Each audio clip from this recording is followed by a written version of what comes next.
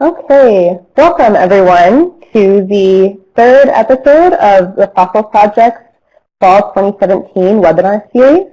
Thank you so much for joining us. I'm Lisa Lundgren, and I'm your moderator for tonight. Tonight's webinar is hosted at the Florida Museum of Natural History, and we're going to be focusing on the fossil history of some of your favorite holiday foods. Fossils webinars are offered as a partnership with the Paleontological Society and are facilitated via iDigBio's Adobe Connect platform. To stay up to date on future webinars, you can follow the Fossil Project on Facebook and Twitter. You can also watch recordings of previous webinars and learn more about the Fossil Project at www.myfossil.org. So we're going to do a little bit of housekeeping before we start everything. The webinar should end no later than 8 p.m. Eastern Time, and no one except for the presenters and myself have active microphones. If you can hear us and see the PowerPoint, you are good to go. And please know that you can type in the chat box at any time, and we'll have set-aside breaks for question and answers throughout the program. But if you're having trouble with the technology, you can try exiting the program and then re-entering Adobe Connect, or you can type in the chat box for technical support from our team. So please don't forget to take the short survey after the webinar ends. We report the survey results to our funding agency, which is the National Science Foundation, and we truly appreciate your time in taking the survey. The webinar is being recorded right now, and it will be made available under the Resources section on the myFOSSIL website. And lastly, in case you don't already know, by attending or watching recordings of all the webinars in the series, you can get a certificate of completion. And in order to earn the certificate, you have to be signed in with your full name, remain and participate for the full hour, and be a member of the myFOSSIL online community. So with that, we'd like to say thank you, especially for attending and to all the people who submitted ideas for the Fossil Feast. We could not have prepared tonight's episode without your suggestions. So here's the program outline for the evening. We're going to begin with an introduction of tonight's host. Then we're going to have an overview of the menu items for our Fossil Feast. And we'll pause throughout the presentation to provide opportunities for question and answer. If you have questions at any point, please type them into the chat box, and we'll save them during the question and answer periods. But after finishing the feast, we'll suggest a few resources for those hungry for more information about food history. And we'll finally have one last question and answer period and wrap things up with a conclusion. So I'd like to introduce tonight's chefs. Once again, I'm Lisa Lundgren. I am a science education PhD candidate with the Fossil Project, and I'll be serving as a webinar moderator, or the maitre d' for the evening. We have next Bruce McFadden, who is the curator of vertebrate paleontology here at the Florida Museum. And Bruce will be dishing out our appetizers and main courses. Then finally, I'd like to introduce Mackenzie Smith. He's a paleobotany graduate student with the Fossil Project, and Mackenzie will be serving up our side dishes and dessert tonight. So with that, I'd like to present the menu for tonight's feast. We're going to start things off with some appetizers, learning the history behind deviled eggs and oysters. Then we'll chow down on some side dishes and get the lowdown on mashed potatoes, fossilized mashed potatoes, and mushroom gravy. Afterwards, we'll enjoy the main dishes of turkey, ham, and roast beef. And then finally, we'll sample some sweeter fare of mulling spices and pumpkin pie. So now, it's time for our first course, the appetizers. Bruce, take it away. Good. Thanks, Lisa. Can you hear me okay? Yep, we can hear you just fine, Bruce. Good, thanks. All right, so the first part of our feast is deviled eggs, and this was requested by Kayla K. on Facebook. So deviled eggs comes from the common chicken, Gallus domesticus. And just a factoid that you might want to learn, that the world's population of chickens is twice that of humans. Now we think that chickens were domesticated in Asia about the 5th century before the Christian era, although the history and archaeological record of the domestication of chickens is complex. The term deviled egg was first used as a food item in the late 18th century in Italy and England. And the first question I have for you, which you can type in the chat box, the answer if you know it, is, does anyone know why it is called deviled? I certainly don't, and I'd love to learn. I'd love to find out. Okay, so let's talk about fossil eggs. Fossil egg shells are found in the more advanced groups of vertebrates, the reptiles, the birds, and the mammals.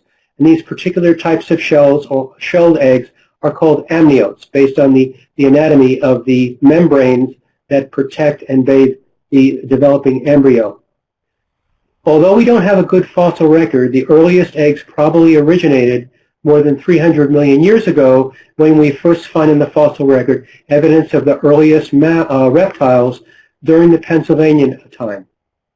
The oldest preserved fossil eggs are found from Triassic crocodilians from the beginning of the age of dinosaurs. And the fossil chicken eggs, so far as I can tell from my research online, are rare. In fact, I couldn't find any. If you can find any fossil chicken eggs, let me know. But there are some other groups that have fossil eggs, like, of course, the dinosaurs are exemplified by many different types of fossil eggs, including what's called Egg Mountain in Montana. So let's move on to oysters, the other appetizer for our feast. An understanding of oysters was requested by Elizabeth S. via email. So oyster is a common name for many kinds of saltwater bivalve mollusks. For example, Ostrea, which is the oyster, and these live in marine or brackish habitats. In the United States, oyster production reached its peak between 1880 and 1910. During this period, the U.S. produced up to 160 million pounds of oysters annually. Nowadays, however, during holidays, we eat oysters raw, fried, as oysters Rockefeller, like you can see in the picture on the right, as well as oyster casseroles. So the next question is, are oysters more closely related to snails or clams? And if you think you know the answer, go ahead and type it in, and we can address your answer in a few minutes. Okay, fossil oysters have a long fossil record extending back to the Triassic, the early part of the Mesozoic. In England, fossil oysters of the genus Gryphea, which is a Jurassic oyster, is denoted as what are called elephant's toenails by the fossil collectors along the south coast of England. In fact, I was in England along what's called the Jurassic South Coast in October, and here we are collecting fossils along the shores of Lyme Regis, which is where a famous woman paleontologist in the 1810s and 1820s collected elephants' toenails from the Lyme Regis area. What was her name? Okay, so if you have any questions, we can take a break, or we can answer the questions that I've asked you. So yes, Linda and Ben, you're correct.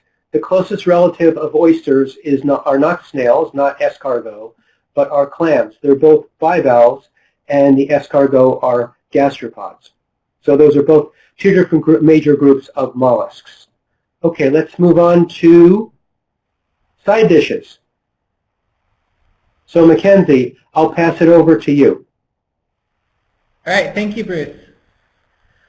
All right, so our first side dish is mashed potatoes, and this was requested by Kelsey Kazooie on Instagram.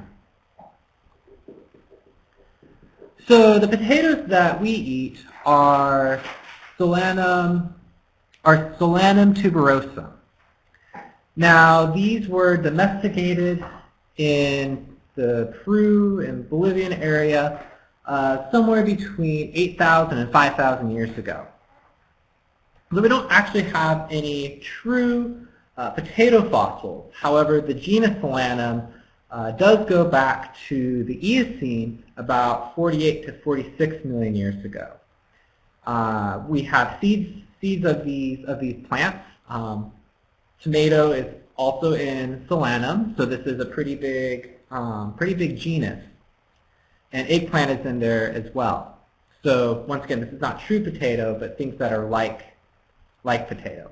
So solanum arnsene is one of these seed fossils from the UK, but there are others in Europe as well. So they belong to the family Solanaceae, and we do have a pretty good record of fossil Solanaceae. This year it was published, the earliest Solanaceae fossil was published, known as Physalis inferendum, and this was found in Argentina. It's about 52 million years old. And this is also known as a tomatillo. All right, so mushrooms and gravy. This was a request by Asake on the myFOSSIL website. So let's talk a little bit about what a mushroom is first off. So a mushroom is actually two individuals. This is a structure that is created when during sexual reproduction. It's the fusion of the hyphae, and they grow into the mushroom.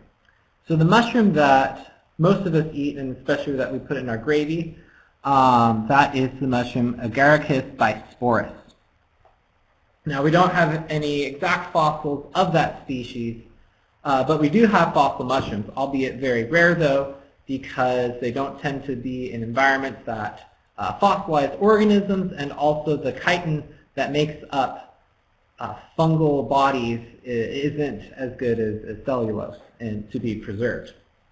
So this is also published this year. This is Gondwana agaricus magnificus. This is about 120 to 113 million years old. So this is early Cretaceous, and this is from Brazil.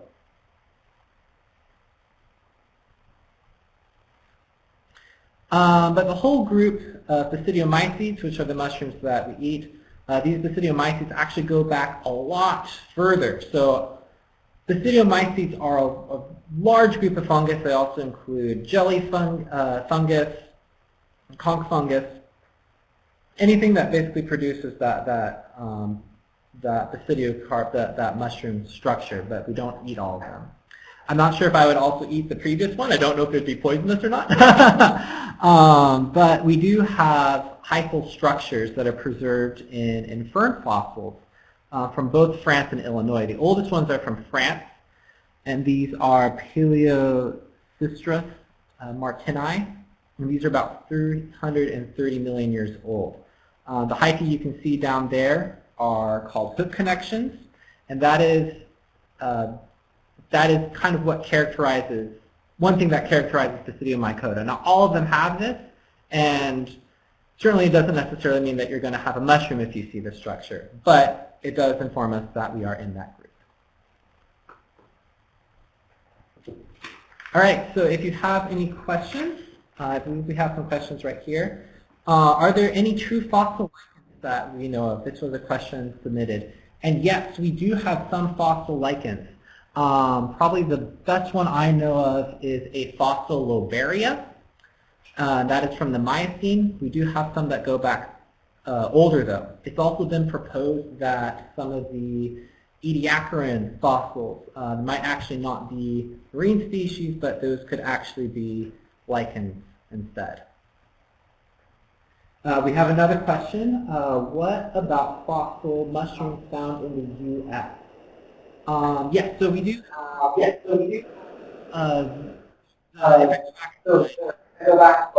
So this was found in France, but we also have a similar one also preserved in a fern from Illinois. I'm not sure if I know of any true mushrooms found in the U.S. A lot of our mushrooms are preserved in amber. Actually, all of the mushrooms themselves, like if we're talking about the fruiting structure, all of those are preserved in amber and are from the northern hemisphere, except for this new species right here. So this is the only permineralized / impression, compression, I should say, compression fossil, and it's also the only one that we know of from the southern hemisphere. But most of everything else is from Europe and Asia, to the best of my knowledge. Like Sherry has another question too. She asked, is there a way to know if a fossil plant was cultivated or bred by people? So that's a good question.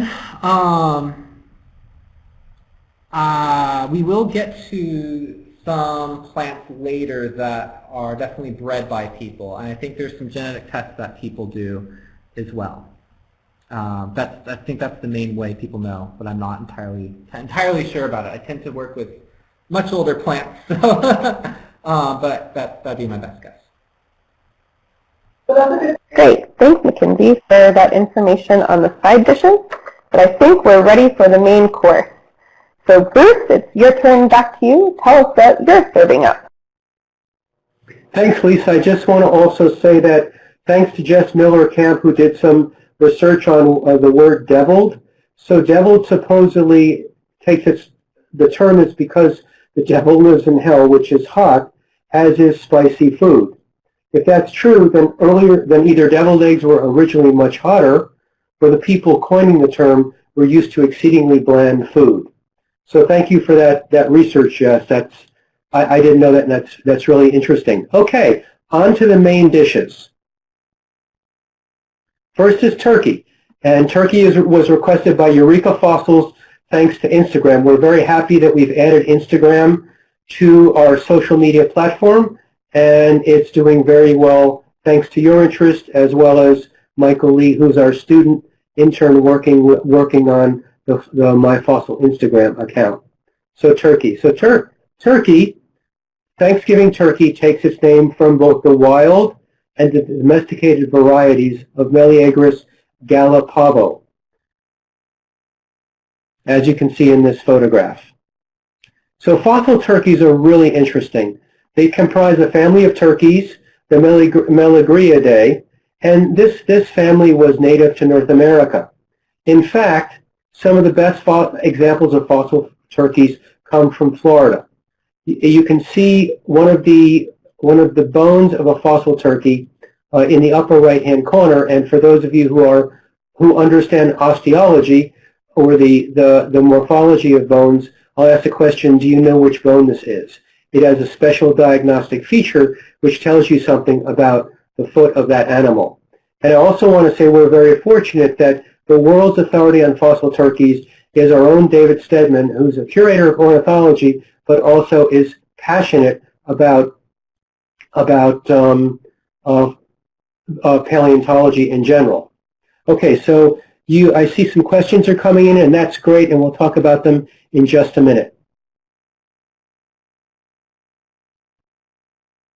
So, domestication of turkeys is a difficult thing to wrap your brain around, because what actually is domestication? Is that the turkeys were living close to humans and were hunted by them easily? Were they actually in pens or whatever? So it's sort of complicated to know exactly what constitutes in the fossil record or in the archaeological records the smoking gun of understanding exactly when domestication occurred. However, there seems to be evidence, and the zooarchaeologists believe it to be the case, that turkeys were domesticated in Mesoamerica about 3,000 years ago, or in the 1st century before the Christian era in Mexico. And this is based on the association of numerous turkey bones and what appear to be turkey eggshells in middens in archaeological sites in Mexico. Ham. So ham, or actually bacon, was requested by Denise on Facebook. So of course, bacon is from the pork, and it's made from pigs, and the family of pigs is called Suidae.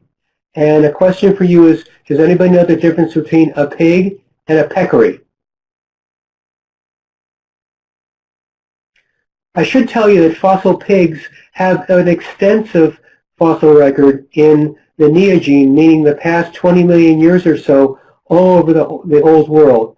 I did some field work in Pakistan back almost when I was a graduate student, 40 years ago, and there were fossil pigs in what are called Sawalik sequence of Pakistan. It was really interesting because there were many different kinds of pigs that lived alongside one another in these fossil deposits. So fossil pigs originated in the old world, the family Suidae, and then just a second here.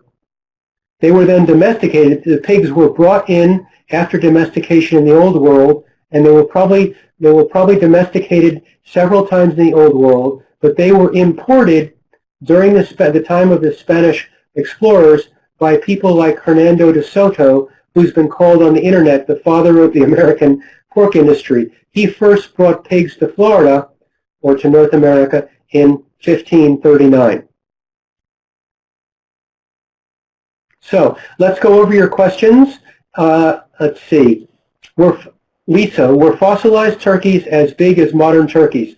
That's a good question, and I don't know the answer to that. And what I'll do is I'll get back to you, and we can then put that on social media. I would like to think that modern or domesticated turkeys are larger because of the genetic engineering of making them larger in order to get them more profitable in terms of taking them to market. But I really don't know the answer to that. Christine, so it's a lower leg bone, a tarsus metatarsus, and it has a spur. Does anybody know what the spur tells us? It's very, very interesting. Okay, so tusks. Yeah, so the difference between the peccary and the pigs is that the tusks in the pigs are very, very elongated. However, there's another thing I'm looking for in terms of the difference between the family peccary, which is Thyasuidae, and the family Suidae, which are the true pigs. They're actually cousins. They're two different families, but they have very different geographic history. Okay, let's see. Yes, that's Christine. That's correct. The spur on the lower leg bone, on the leg bone of the turkey, indicates it's a male. So for the Thomas Farm turkeys were likely smaller than the modern wild turkeys. That's correct, but what I don't know if there were any larger turkeys in the fossil record, and Dr. Stedman could help me with that. And yes, Jess and Ben, both the spur on the tarsometatarsus that we saw, I'll go back.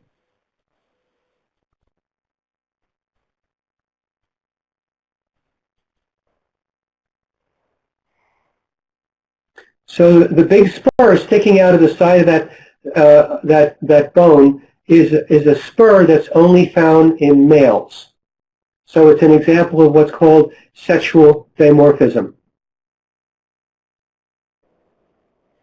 So Bruce, thanks for answering all those questions. I think we had one more, and it came from Ben, I think it was. He asked if fossil turkey feathers, he asked if turkey feathers have ever been fossilized.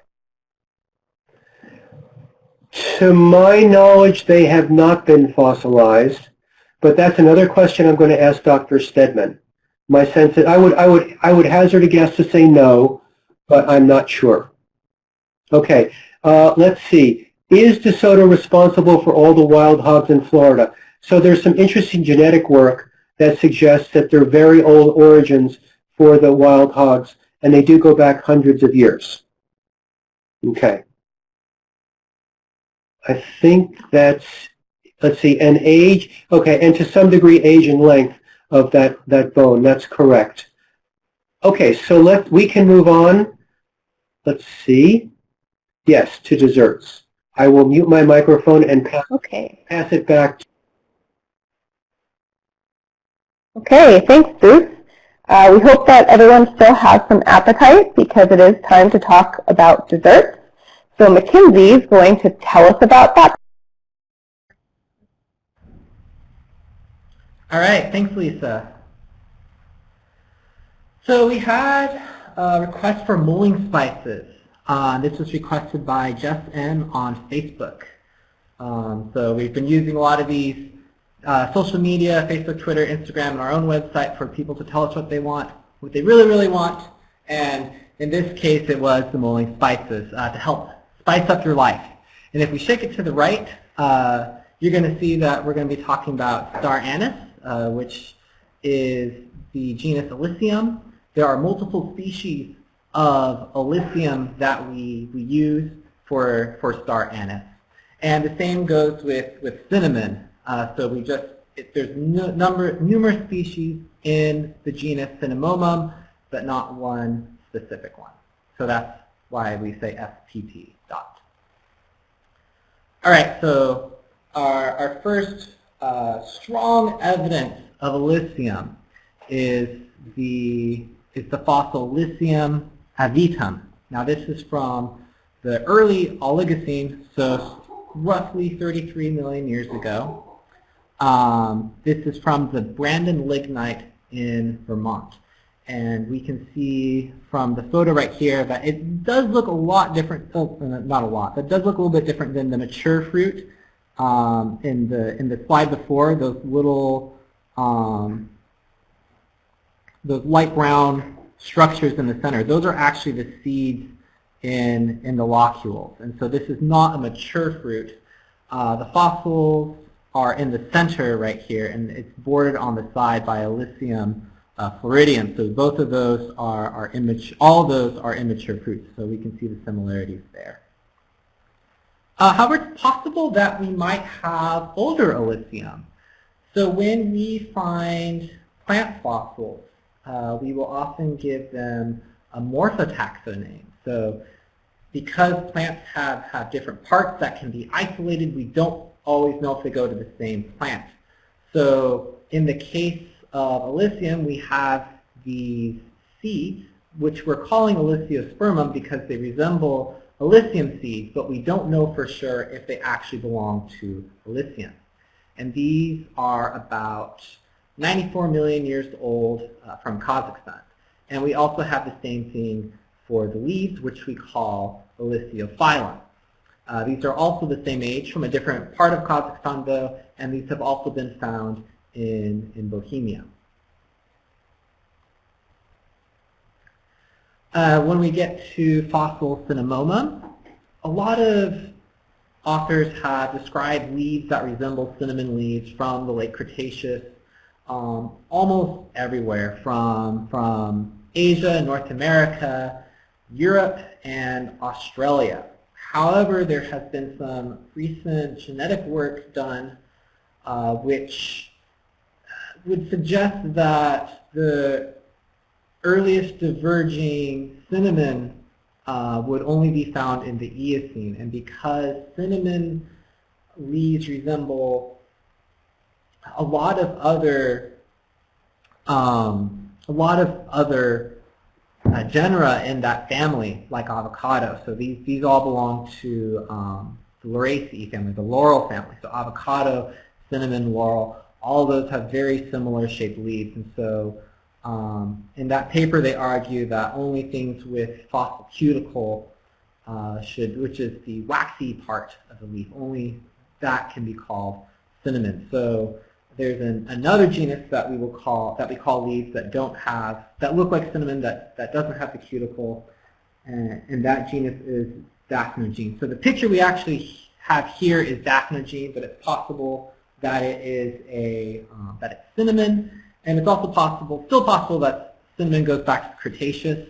One of the things that the paper addressed were that there were poor calibration points. So they really didn't know how to date. They struggled with putting dates on their phylogeny because they couldn't say for sure if they had cinnamon fossils or not. But by the Eocene, these eventually became global, and today we also have cinnamon in Africa and South America as well. Although this is not the spice that we typically use, a lot of that comes from Sri Lanka. And pumpkin pie, one of my favorites. This was requested by polyphemus.poly via Instagram as well. So special thanks to our Instagram followers for contributing to this talk.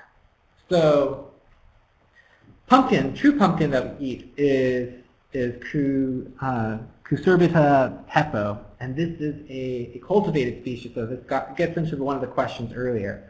I guess I'll kind of elaborate on that question. If we have the actual fossil itself before humans, or we know that it evolved independently of humans. This, however, is not the case.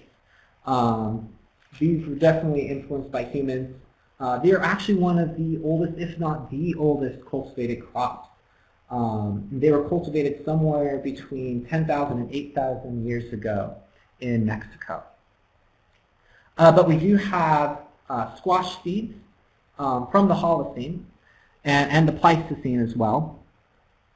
Another thing that I'll mention is that we don't really know how pumpkin was cultivated. We don't know which species of squash people decided to breed, or which species, plural, people decided to crossbreed to get the squash that we have, or the pumpkin we have today.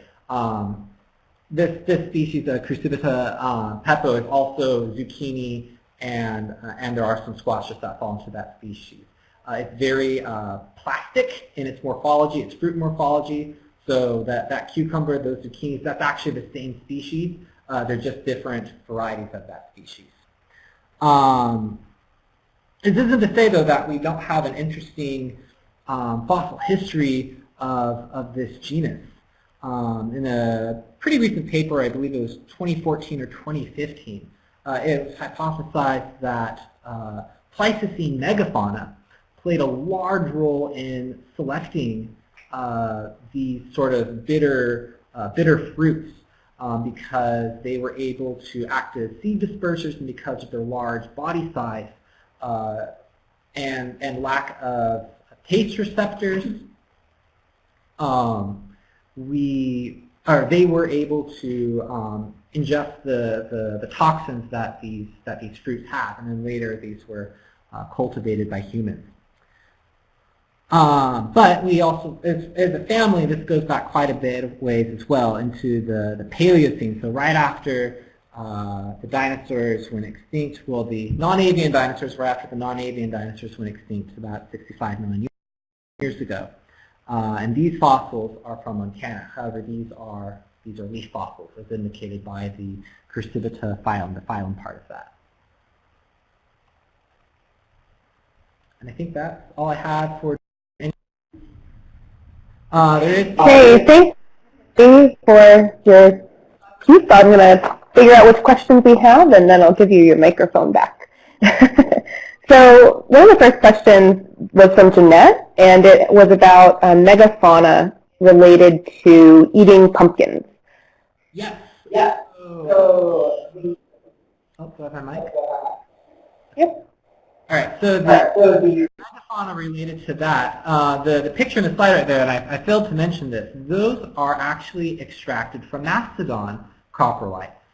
So one of the main megafaunas that the article talked about were things in the elephant group, so a lot of the pachyderms, so mammoths and mastodons.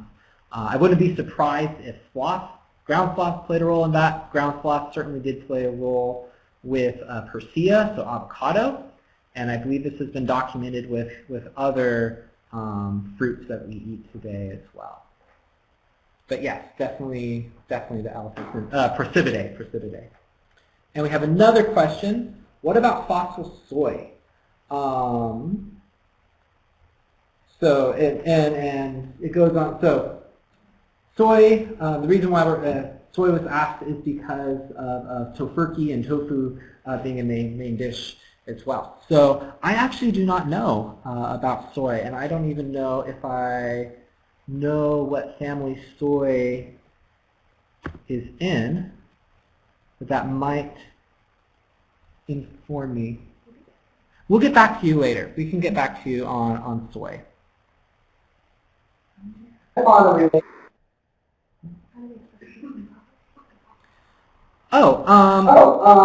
the question is, how do you extract seeds from coprolites? And I would imagine that would vary. So there are probably some modes of preservation for the coprolite, especially if you're in caves where you could probably just pry it apart mechanically, but that might not always be the case. And there might be some solutions that you need as well. But for these, probably what it was mechanical. But like I said, I don't know for sure.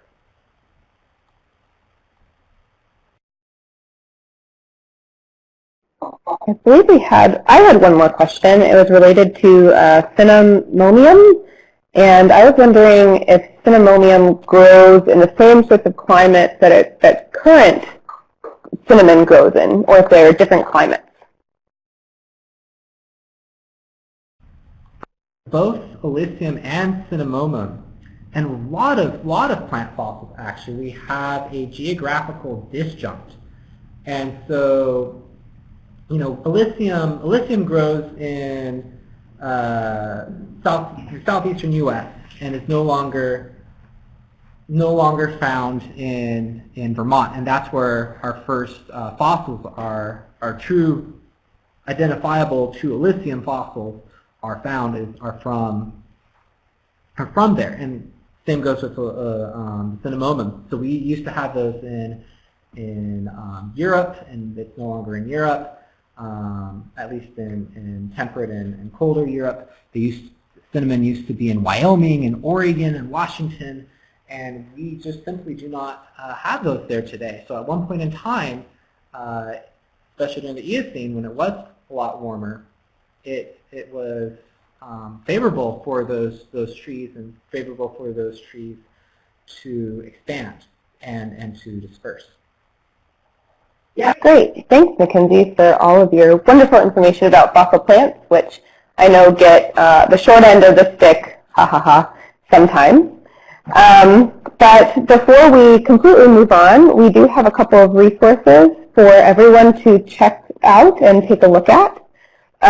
So, Christine, we're back to our resources slide. And this is such a feast. If you're not totally stuffed with knowledge and are still hungry for more, we have all these great resources for you on the prehistory of some of our favorite foods. So the first one is this Blue Rim Thanksgiving, written by a University of Florida alumnus, Sarah Allen. And this blog imagines the type of Thanksgiving meal you could put together in Southwest Wyoming 50 million years ago. There's also a Plus Paleo blog by Dr. Andrew Farkey, who dives into the prehistory of cranberries. So if you're curious about what happens to cranberries before they became cranberry jelly, I would recommend this one. And then lastly, if you're looking for kosher options in the prehistoric past, you can check out the paper by Roy Plotnick and colleagues detailing what a Jewish time traveler might eat. But we do have some more time for questions if anyone is curious. I can get those questions real quick if there are any, or you can type some more into the chat box.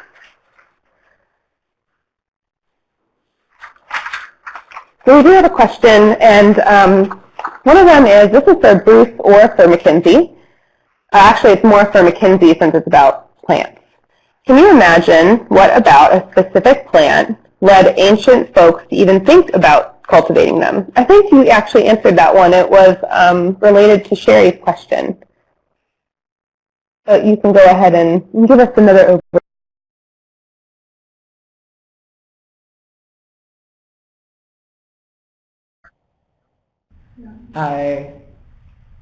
I would imagine there would be some sort of caloric benefit. I know this has been documented with grasses and wheat, and selecting for larger grain size and having more nutrient value for them. And so I would imagine it would just be what tastes good. I don't know if there's, I mean, some of it, I don't know how much of it is learned behavior. I don't know how much of this is, you know, just intrinsic, what makes someone want to eat something that they've never eaten before. I sadly do not have an answer to that question.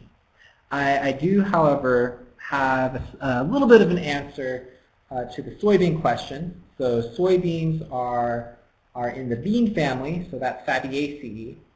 And we have a good record from them starting from about the late Eocene, so about 55 million years ago or so. Oh, sorry, that's early Eocene. So late Eocene, that would be closer to 33 million. So that'd probably be, you know, roughly like 35-ish million years ago or so. Thank you for all your information on plants. It was really helpful and interesting to know about. But we do have a question for Bruce. We were wondering if you could give us a little bit of information on the history of beef. What about roast beef? People eat that for Thanksgiving. To Yeah, sure. So beef is really interesting. In fact, I was going to add beef, but I thought we'd be too full, and we would run out of time, and we wouldn't be able to talk about it. So yes, I'll talk about beef. So beef, or cattle, is the scientific name is Bos taurus, and it was domesticated in the Old World and brought over during the time of the Spanish explorers. Now, Bos is a member of the family Bovidae, which include buffalo, water buffalo, bison, and most of those animals were indigenous to the Old World and were domesticated in several different places in the Old World, depending upon which species were in which place.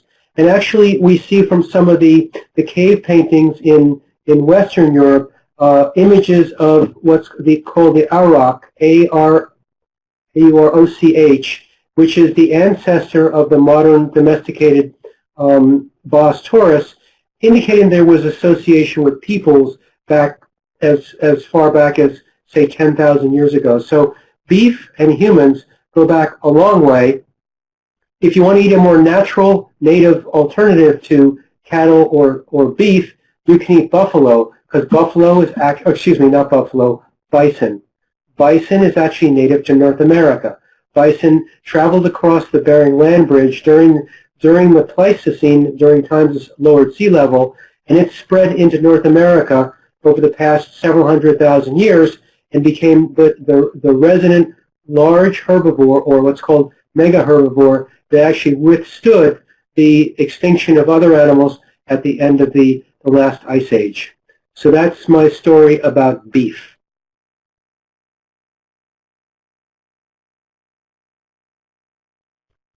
Awesome, Bruce. Thanks for that history of beef that we didn't know. We have one more question. This is for both Mackenzie and for Bruce, related to how amateurs might have contributed to finding these fossils, like the fossils that we're feasting upon now. Are there examples of amateurs finding these fossils? Oh, so that's a really good question. I'm trying to think of the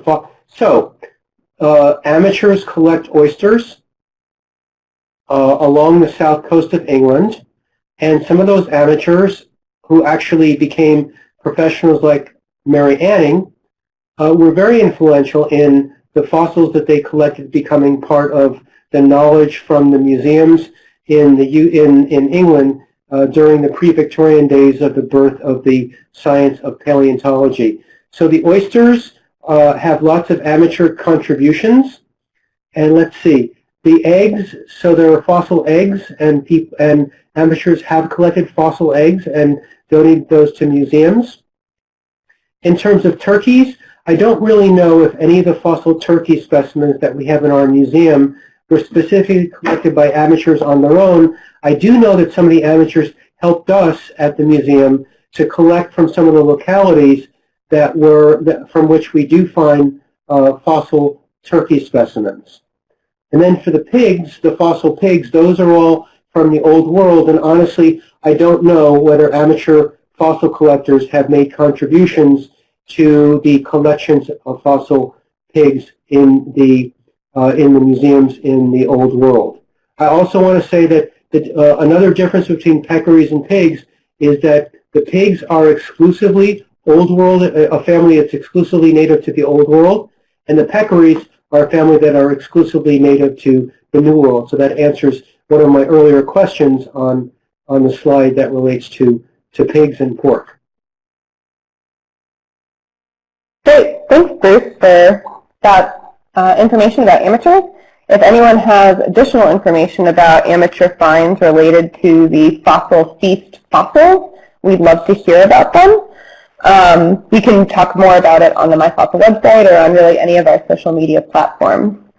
We do have a little bit more time, but if there aren't any more questions, we might be able to head out early, but it does look like I have some questions rolling in. So George had a question about fossil animals, and he was wondering if fossil animals got bigger over time. So the answer is, George, that many groups of animals tend to have there's a tendency for their different species as they evolve to become larger through time. That's not always the case, but it's a general rule, and it used to be called Cope's rule after the dinosaur paleontologist Edward Drinker Cope from the 1800s. So that's a very good observation that that many paleontologists have noted in the past, and you are right to also notice it. It's something that we've recognized, and it's in the literature. Awesome. Thanks for that. We have one more question about fossil plants, and this came from the website from Eleanor Gardner. She asked about the fossil history of carrots and turnips. So I'm going to take it away. Excuse me, I'm going to take my microphone away and hand it over to. All right, thank you. So with carrots, carrots belong to the genus Daca and in the family Apiaceae. Now, sadly, because these are mainly herbaceous plants, we don't really have a good fossil record of them. Usually, for plant fossils, we want something with pretty big leaves, wood, and durable fruits and or seeds. And sadly, this doesn't really happen with this group. The seeds are very small and hard to see. If you've ever seen cow parsnip, that's sort of what carrot looks like. They're in the same family.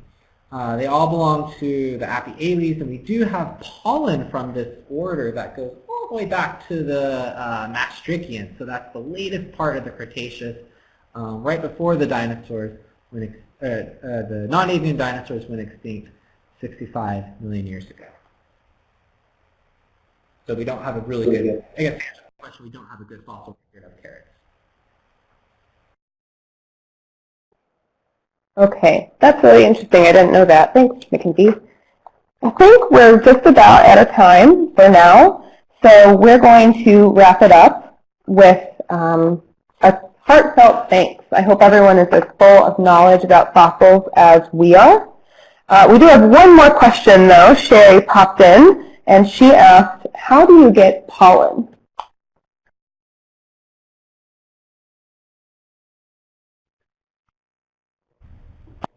Actually makes a really good fossil just because of its chemistry. It's made of pollen, which in a way is kind of like nature's plastic. It's really hard to break down. And so in order to physically get it, it can be produced in sediments or in rocks like shale. A lot of rocks will have it. And so there's a series of chemicals and sieving trials that you do in order to isolate the pollen.